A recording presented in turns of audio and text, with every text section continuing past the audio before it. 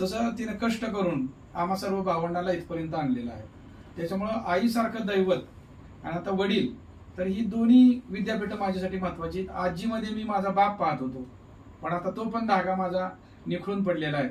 पण तरी सुद्धा आजीचा विचार, कुटुंबाचा विचार, माझा धाकटा भाऊ सुद्धा खूप छान काम करतोय धन्वंतरी जनकल्याण संस्थेच्या माध्यमातून आणि लॅबच्या माध्यमातून. आमच्या कुटुंबावर दुर्दैव असं गेलं, त्याची मिसेस 2 वर्षापूर्वी वारली, माझी आजी आता वारली. परंतु माझी एक बहीण डॉक्टर आहे दीपाली राहुल क्षीरसागर, आणि दुसरी बहीण वैशाली प्रमोद शिंदे, ही गृहिणी आहे. पण सर्व कुटुंबाचा आधार आणि सर्वात महत्वाचं, आजपर्यंत जे मी काय बाहेर कमवलंय ती माझ्या अर्धांगिनीच्या जीवावरती. म्हणजे अर्धांगिनीची साथ आहे म्हणूनच मी आज महाराष्ट्रभर, भारताच्या बाहेर सुद्धा जाऊ शकतोय. तर ती सुद्धा उत्तम शिक्षिका आहे, MA BEd आहे आणि चांगली प्रगतीमध्ये तिचा सर्वात जास्त वाटा आई वडिलांनंतर माझ्या पत्नीचा आहे. बरोबर, असं म्हटलं जातं ना की एका यशस्वी पुरुषाच्या मागे एका खंबीर स्त्रीचा हात असतो. आणि म्हणूनच तुम्ही आज मॅडमची तुम्हाला जी साथ आहे त्यामुळे तर तुम्ही आकाशाला गवसणी घालणारं काम केलेलं आहे.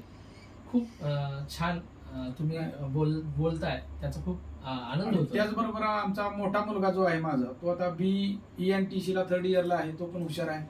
धाकटा मुलगा तो माझ्याच पावलावर पाऊल टाकून कविता तयार करतो. त्यानं 3-4 राष्ट्रीय संमेलनामध्ये कविता सादर केलेल्या आहेत. आता दिल्लीला त्याला सुद्धा निमंत्रण होतं, परंतु अचानक आजारी पडल्यामुळे त्याला आम्ही नेऊ शकलो नाही. तो एक क्षण आम्ही मिस केला. परंतु दिल्ली ज्यावेळेला एंट्री झाली त्यावेळेला अक्षरशः मीडिया आमच्या मागे पडत होता. आपण तर म्हणतो की गल्ली ते दिल्ली, कोण विचारतं तुम्हाला, गल्लीतले तुम्ही प्लेयर, पण दिल्लीत कोण विचारतं. पण माझ्या बाबतीत उलटच झालं. एकच इंटरव्ह्यू झाला आणि तो एवढा जबर झाला की सगळा मॉब माझ्याकडे येऊन 10 लाईव्ह इंटरव्ह्यू झाले. बघितले म्हणजे IBM लोकमत असू द्या, G24 असू द्या, साम TV असू द्या, TV9 असू द्या, आणि सगळे वरती टायटल मोदींचं, फोटो मोदीचा, आणि बोलतोय मी. बरोबर. मग ते जे काय घडलं ते ब्लास्ट होता. मग ते विज्ञान किती जरी पुढे गेलं तरी अध्यात्माला मानावं लागतं. मी काहीतरी अशी शक्ती होती की तिनं मला तो आशीर्वाद तिथे दिला. याच्यामध्ये मी म्हणेल की ज्यांनी मला भाकरी दिली ते श्रीराम एज्युकेशन, त्याच्यानंतर माझे सर्व सहकारी, शिक्षक, मुख्याध्यापक असतील, त्याचबरोबर माझं सर्व कुटुंब, माझे मित्र, माझे पै पाहुणे, नातेवाईक, समाज, माझे बालमित्र, की हे सगळ्यांच्यामुळं इथपर्यंत माझा प्रवास आहे. आणि पुढं माझा मानस आहे की किमान 10,000 व्याख्यानं माझी झाली पाहिजे आहेत. मी देवाला म्हणतो की मला झुंजायचं बळ दे, मी तुझा पोस्टमन आहे. ज्याचं पत्र असेल, सुनील सरांचं पत्र असेल तर मला तिथपर्यंत जाऊ दे. आणि वर्ग गोगुडे गुरुजींच्या एक टायटलनं आम्ही गावामध्ये काम करतोय, आणि ते सगळं जे काय करणार आहे ते गुरुच्या चरणी वाहिलेलं आहे. त्यामुळे आम्हाला अहम येता कामा नये असं आमचं म्हणणं आहे. किती व्याख्यानं झाली आता आपली? आता ऑन रेकॉर्ड माझी जवळजवळ 2,500 पेक्षा जास्त व्याख्यानं झालेली. परंतु माझी शाळा सांभाळून, कुटुंब सांभाळून, तरी थोडंफार भांड्याला भांडं लागतं, पण तेवढंच. परंतु आता प्रवास करताना किमान 8 ते 10 लाख रुपये प्रवासावारी घरच्यांचे चोरून मी खर्च केलेला आहे. कदाचित या इंटरव्ह्यू मधनं त्यांना कळलं, पण ती माझं मी मॅनेज केलेले. मला काय सुपारी लागत नाही, तंबाखू लागत नाही, काहीच लागत नाही. फक्त व्याख्यान ऐकलं की पळतच सुटते. असं म्हटलं जातं ना की वेडी माणसं इतिहास निर्माण करतात आणि शहाणी माणसं तो इतिहास वाचतात. म्हणजे तुम्ही जो इतिहास रचताय किंवा लिहिताय तो खरं तर पुढे जाऊन खूप मोठं त्याचं एक खूप मोठं स्वरूप त्याला प्राप्त होणार आहे. नाही, ते खरं आहे. कारण कसं असतंय की रॉकेटला खालून आग लागते, खालून आग असल्याशिवाय रॉकेट वरती जात नाही. तसं आता प्राध्यापक नितीन नाळे डॉक्टर पण झालाय. कला शाखेत डॉक्टर होऊ शकतो का? तर होऊ शकतो, पण इतरांची PhD ही जवळजवळ 5-6 वर्ष करावी लागते. बरोबर. पण माझ्या ह्याच कवितेची दखल फ्रान्स देशाने घेतली, कारण तो पर्यावरण समृद्धीचा वारसा जपणारा देश आहे. आणि पॅरिस शहरातील द थेम्स इंटरनॅशनल युनिव्हर्सिटीने मला Marathi literature and environmental studies याच्यावर संयुक्त PhD अवॉर्ड मानद दिलेला आहे.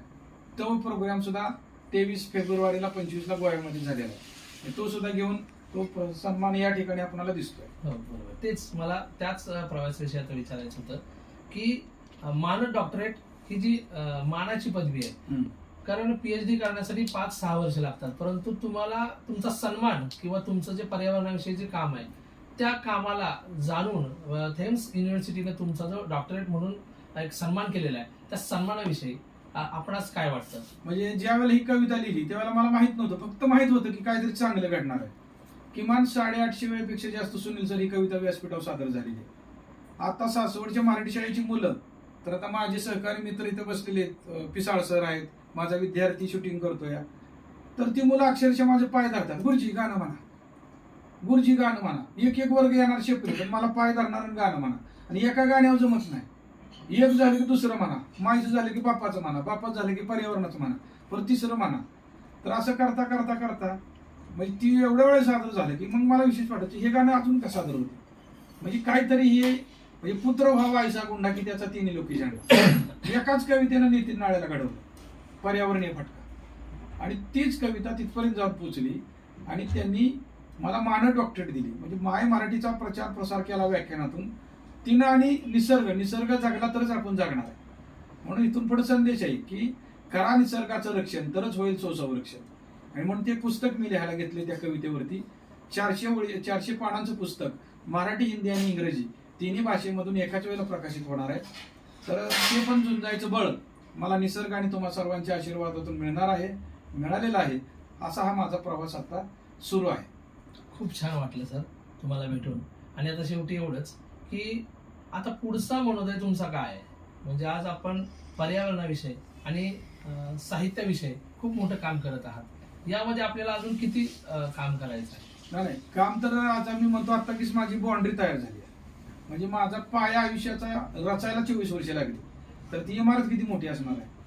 तर किमान 127 देशामध्ये माय मराठीचा झेंडा वाठार निंबाळकर गाव नगरीचं, फलटण तालुक्याचं, सातारा जिल्ह्याचं, महाराष्ट्राचं, भारताचं नाव माय मराठीच्या राजभाषेचा जो दर्जा मिळालेला आहे, तर तो पताका घेऊन मी ही मराठीची पताका घेऊन जगभर फिरावं असं माझा मानस आहे. आणि त्याच्यासाठी माझ्या कुटुंबाचं जी काय आर्थिक नुकसान होऊ शकतं, तर ते मी निर्मिकाला विनंती करतो किंवा ती माझी घडी बसवून दे. मी 24 तास द्यायला तयार आहे, 48 तास द्यायला तयार आहे. पण हा झेंडा फक्त आता महाराष्ट्र भारतापुरता नाही, तर माझा मनोदय आहे की विश्वाच्या अशा टोकापर्यंत मी जावं आणि मागं पाहिल्यानंतर किमान 10 कोटी लोक त्या आदर्श पावलावरती पाऊल चढून टाकून यावीत आणि ती मानवतेची एक साखळी तिथपर्यंत रुजली जावी. सध्या मी न्यू एज्युकेशन पॉलिसीमध्ये राज्य सुलभक म्हणून SCRT मार्फत काम करतोय. त्याच्यानंतर बार्टीमध्ये मी काम केलेलं आहे, यशदा मार्फत केलेलं आहे, बालभारतीमध्ये केलेलं आहे, शासनाच्या अनेक योजनेमध्ये काम केलेलं आहे. वर्गामधला रामणारा मास्तर नाही मी, कारण मा म्हणजे आई आणि स्तर म्हणजे तिच्या पातळीवर जाऊन शिकवतो त्याला मास्तर म्हटलं जातं. पण खऱ्या अर्थानं मला मानवतेचं मास्तर व्हायचं आहे, शिक्षणाचं मास्तर व्हायचं आहे. म्हणजे जे जे करता येईल चांगलं या जीवनामध्ये ते सगळं करण्यासाठी माझा जन्म आहे असं मला दिसतंय. आणि किमान पुढचे 50 वर्ष नितीन नाळे जाऊ शकत नाही, ती शक्ती सुद्धा मला नेऊ शकत नाही. कारण यम जरी आला आता वाजत गाजत लागा म्हणली मास्तर दिसतोय, हे काम चांगलं आहे. आणि म्हणून जगात राष्ट्रपती माझी राष्ट्रपती होतो, पंतप्रधान माझी पंतप्रधान होतो, पण शिक्षक किंवा मास्तर हा माझाच राहतो कायम, कारण तो कधी रिटायर होत नाही. गुरुजी माझेच असतात. तसं अजून माझे गुरुजी माझे आहेत, तसा मी पण अनेक विद्यार्थ्यांचा गुरुजी आहे. तर 5Gचा 10Gचा जरी शोध लागला तरी गुरुजीचं महत्व कमी होणार नाही, हेच मला ह्याच्यातून सांगायचं आहे. म्हणून आई वडील पहिलं विद्यापीठ, गुरु दुसरं विद्यापीठ आणि तिसरं विद्यापीठ मैत्रीचं ते कायम जपलं पाहिजे. 4थं विद्यापीठ आपली काळी आई आणि 5वं विद्यापीठ आपण स्वतः. कारण आपण स्वतःला स्वतःच जर गुरु केलं तर जगात तुम्हाला कुणीही हरवू शकत नाही. प्रत्येकाने एवढंच मानावं की आपली स्पर्धा आपल्या बरोबरच आहे, जगातल्या कोणाबरोबर नाही. कारण नितीन नाळे कोण आहे हे फक्त नितीन नाळे सांगू शकतो आणि तीच वाटचाल भविष्यात राहील. आणि जी काय माझी इच्छा असेल त्याच्यापेक्षा